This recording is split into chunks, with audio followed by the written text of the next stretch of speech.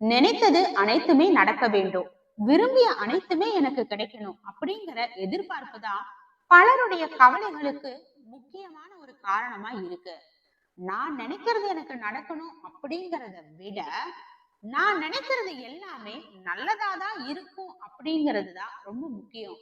உண்மையாலுமே நீங்க ஒரு விஷயத்த நினைக்கிறீங்க அப்படின்னா அது நல்ல விதத்துல மட்டுமே நீங்க நினைக்கிறீங்களா, நீங்க நல்லது மட்டும்தான் நினைக்கிறீங்களா அப்படிங்கிறதுதான் இங்க ரொம்ப ரொம்ப முக்கியமான ஒரு விஷயம்.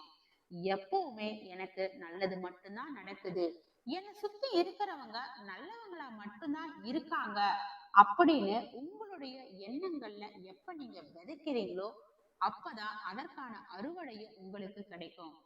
உங்களுக்கு எது நல்லதோ அதுவே நடக்குது அப்படிங்கிறத நீங்க நம்புங்க. கண்டிப்பா நிச்சயமா நீங்க நினைச்ச நல்லது உங்களுக்கு நடந்தே தீரும். வாழ்க வளமுடன்.